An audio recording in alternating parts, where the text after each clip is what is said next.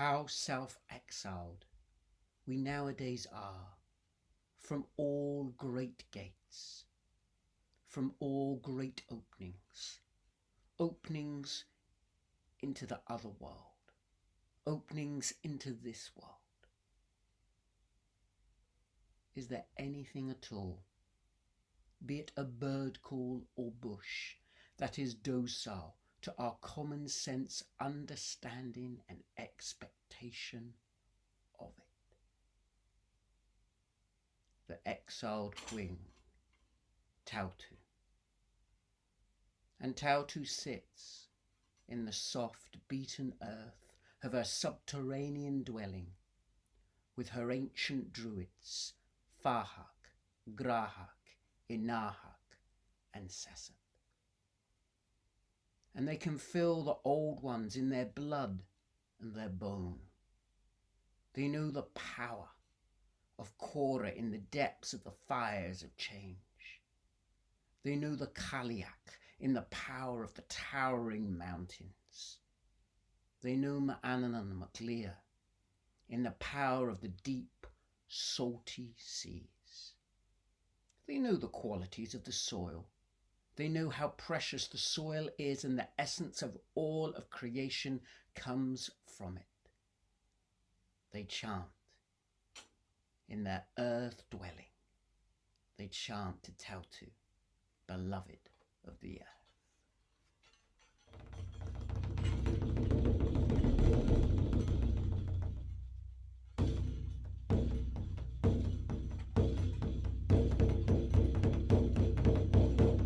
Praise of the soil, Tailtu great plain, bless us with abundant crops.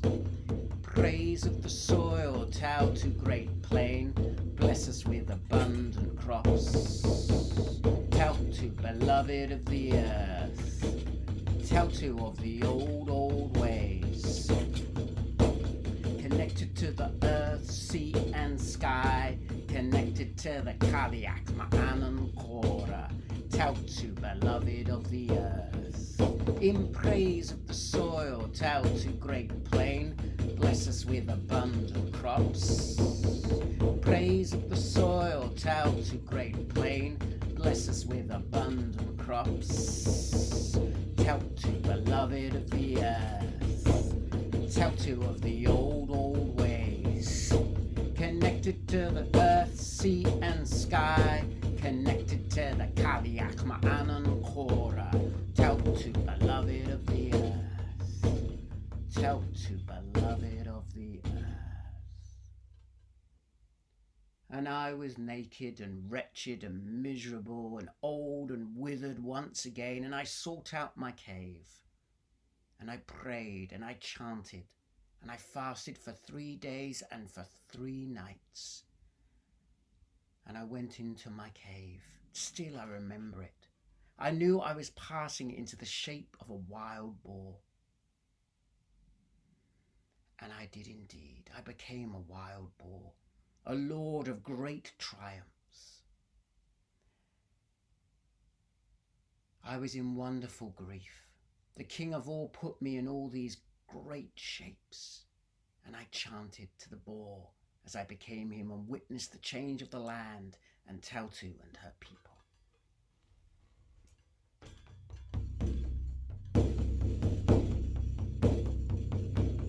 Wild boar, protect my soul. Wild boar, enter me.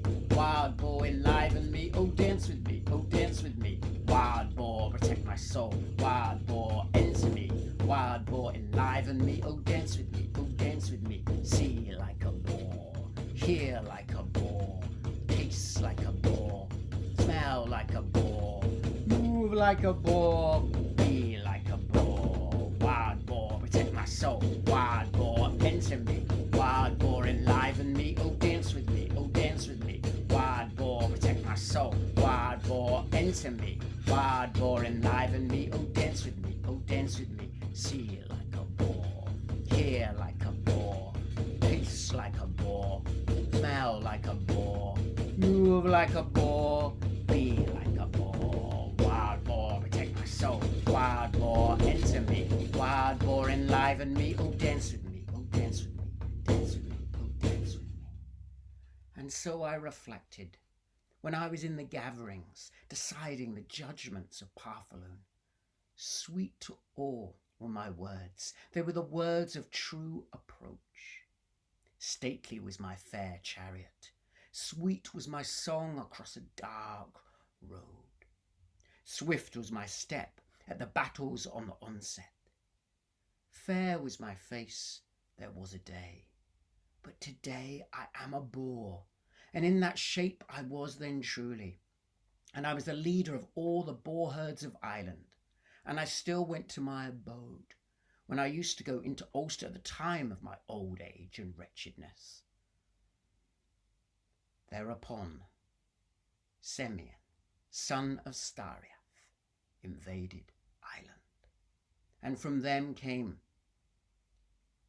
the Firbolgs, the people of the earth, the Firbolgs, the people of the bags, and the Firgallian, the people of the spears. And I witnessed the coming of Tailtu and her ancient druids through these people, the ancient people of the Firbolgs. By this time, Innis Naviva, the Isle of the Woods, was fully formed, and these people hardly made a scratch upon the landscape. They cleared a few plains, and Tailtu created the great plain of Brega, where she would create fertile fields for all their people. For they had been enslaved, they'd gone to Greece, but all the time they kept loyalty to the land to which they came from. They carried a bag of Irish soil upon them, and everywhere they went they turned barren, rocky, lifeless land into clover-filled meadows of fertile production. Of course, the slave masters thought this was incredible, wonderful, and they moved them from place to place until finally the Firbolgs thought they'd had enough of this, so they managed to escape. And then they stepped upon this land, just as I had become a boar in the great wild woods. In the wild woods where everything was in perfect harmony, the time of the Holocene, when earth, sea and sky were in balance. And they worked in harmony with that, living in subterranean shelters down in the earth. Their earth buildings and dwellings reflected their humility, how humble they were, but how they could connect with the power of the earth, the old ones, the great ones, the spirit of all things that moved around them as them. At that time, their king was Yochimak, and he had a dream. Now, when a king dreamed at that time, he dreamt not just for himself, but all of the people, and this dream disturbed him. And so he went to meet Tailtu, the beloved of the earth, the great queen, the fertile plain. And he went down into her subterranean dwelling, and there were the ancient druids, and Exiled came forward, and he knew that he would practice Deketul Dukanab, and he passed to him the staff, and he held the staff, the king that is, and he said, "You've had a dream. Let us dream together." And as the king dreamed, it was transmitted through his staff into Exild's own mind, and they dreamed together. And they dreamt indeed of black birds rising from the ocean, great, strong, powerful birds. But one of the Firbolg was powerful indeed, and he cut off the wing of one of the most noble of all of the blackbirds, and it fell to the ground. And the dream stopped, and Exiled looked upon him, to the king, and he said, "I have tidings for you. Warriors are coming from across the sea. 1,000 heroes will cover the ocean. Speckled ships will press in upon us, and people skilled in every art, all manners of death they will announce. A magic spell." Yoki looked distressed indeed. He said, "You know who I speak of." And he knew. He knew his own king, the Tuatha, the Tuatha Danann, the She, the people of what would be known as the Hidden Hills, the Hollow Hills, were coming to Ireland. The power and the strength, they would have honed all of their skills, in druidry, in magic, in science, in cunning, and they were coming to the shores of Ireland. And Yoki Mac Urk carried his heavy, exiled wound on his heart, and he knew that he wouldn't allow anyone to take his land so long as he was alive. And so he called to Shring. Now Shring appeared. Now these people were the people of the earth, and they learnt to take the minerals from the earth, like copper and tin, to make bronze. They bound their tools and weapons with natural glues, with deer sinew. They would burn bone down to make glue and take glue from the resin of pine trees. They worked in harmony with all of nature. Some would say they were cousins to the Fomorians, and Fomorian blood was all through them, for they looked part Fomorian. And people often would say their appearance was odd and strange, and they were large and fearsome. But the Firbolgs seemed to be in harmony with their surroundings, and the Fomorian giants left them in peace and never touched them once. They did not demand taxes or any allegiance to them. So the Firbolgs lived in these wonderful, wonderful subterranean dwellings. And Shring was taller than even the average Firbolg warrior. He had a 4-cornered helmet, a russet brown shield upon his hand of wood and of leather. He had 2 perfectly formed javelins made from the earth from his own hands. He had a shillelagh, a fighting stick, and a bronze sword at his belt. He stood, a laconic man, a man of few words. And Yoki said to him, "New people are coming to these shores, and I wish you to go. I wish you to go to them as my herald, and see what terms we can come to." Shring simply nodded, and he walked. He walked towards the land of Brega in rain, to Connemara. And as he walked that way, he suddenly noticed there was smoke, there was fire. It was like all of Ireland was on fire. And although he was strong and fearless, he felt an unusual feeling of fear gripping his heart. For Ireland seemed to be alight. It seemed to be on fire, such as he had never seen before. And he wondered if Cora, the great destructive force that rebuilds the entire world, had come alive. Spiraling Cora begins to awake. She has already sealed your fate. In the deep dark depths of the fiery magma is the deep dark power, the serpent Cora.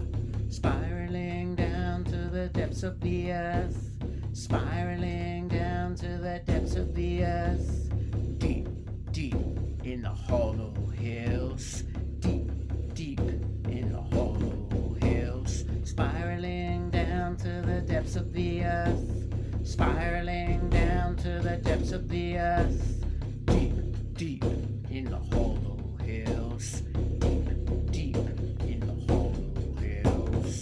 Koranaga, Koranaga, Koranaga, Koranaga, Koranaga, Koranaga. Deep, deep in the hollow hills, deep, deep in the hollow hills.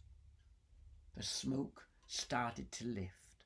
The fire seemed to ease, and coming through that smoke was a tall man, a man who seemed to appear as if from heaven itself, from the sky. And as he looked upon him, he radiated a power he had not seen before. He also was clad in the armory of his people, and he saw 2 white silver spears such as he had never seen before, taken to such a fine point it was amazing that they weren't fragile, and yet he knew they were iron or bronze strong. There in front of him was a beautiful man with golden yellow hair, who introduced himself as Bresh. He said, "I am a herald of the 2 a day, and I've come to see if we can share this land together." They looked at each other, impressed by each other's weaponry, impressed by each other's stature and countenance, and yet they were so shocked. They knew the same language, they spoke the same language, they were kin. They both came from the same mother Marcha, from the Nemedians, the noble ones. And so they spoke, and they got on together, and they compared weapons and could see that any fight would be ferocious indeed. And so they said, "Yes, let us share the land, let us do those things," as often common folk would do. They were kind and generous with their thoughts and their deeds. But as soon as Bresh went back to the camp to Yochi Mac Urk, who held that ancestral seething wound of exile, he was not going to give an inch of land. Meanwhile,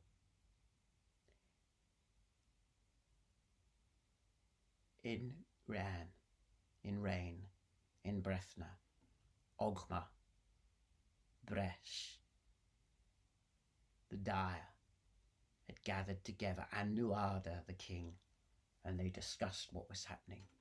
And they knew through their own magic and own cunning that Yochi Mac Urk would not yield his land. And they discussed the terms, and then the Morrigu came, and she said, "The folly of kings, who think they can own land, who think they can own the earth, the sea, and the sky, the folly of kings. How dare they, the arrogance of kings." And she rose up. She rose up as the Morrigu, the great phantom queen. She rose up as Bav, the deadly, as Marcha, the destroyer, as Niaman, the battle fury, and as she rose up as hooded battle crows, she let off a terrifying berserker scream, which was the sound of 10,000 warriors going to battle.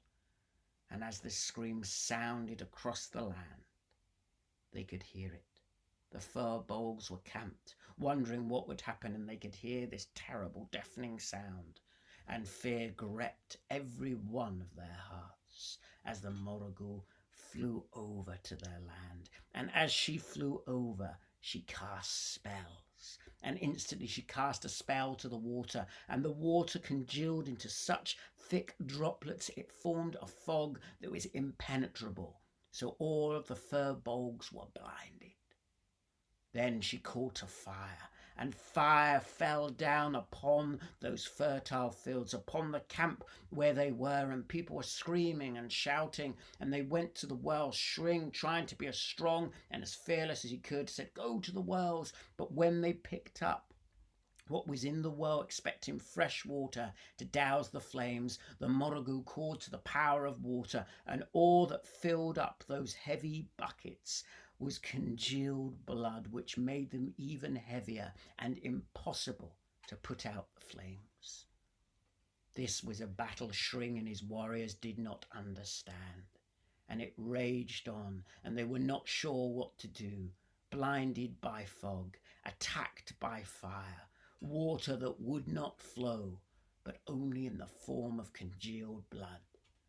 And then suddenly a horn blew, a drum sounded, and out of the roundhouse came the ancient druids of the Firbolg. And they called, they said, "Heaven is above us, the earth is beneath us, and the sea is all around, unless the sky shall fall with its showers of stars upon the ground where we are camped, or unless the waves of the blue ocean shall come over the living waters of the world, we shall not give ground." Ancient druids of the Firbolg, ancient druids of earth, sea and sky, ancient druids of the Firbolg, ancient druids of earth, sea and sky, Vahak, Grahak, Inahak, and Sezet, Vahak, Grahak, Inahak, and Sezet, Vahak, Grahak, Inahak, and Sezet. Ancient druids of the Firbolg, ancient Ancient druids of earth, sea and sky, ancient druids of the Firbolgs, ancient druids of earth, sea and sky, Vahak, Grahak, Enahak, and Sezet, Vahak, Grahak, Enahak, and Sezet. And so those druids cast spells, and they fought the Morrigal for 3 days and for 3 nights. And finally, though not defeated, she decided to go back to prepare the rest of the Tuatha Dé Danann, the Tuatha Dé, the people of Danu, the people of craft, the She, the ones of the hollow hills, for war. And off she flew. And so it was. There was a great battle. The Tuatha Dé Danann and the Firbolgs fought each other. And Shring lifted his sword, and he took off the arm of the great King Nuada, the most noble of all of those people. And he was injured, and from that day on was always known as Nuada Arigetlav, Nuada of the Silver Hand. And so it was, they were outnumbered. Shring could no longer fight. He fought as much as he could. But Nuada urged him to lay down his arms, to surrender. He said, "You have Connacht, and we will have the rest of Ireland, but please surrender while you still have the chance to survive." And so the arms were laid down, and Fahak stepped forward. The great ancient druid stepped forward, and he let off a cry as he felt the pain of all of the battle, as he felt the pain of the beauty of all of nature, of the earth, sea and sky, as he felt the pain of every animal, every tree, every plant, letting off the last fearful, agonizing cry, such as what would be heard in the last dreadful days of the human race. The Firbolgs were defeated.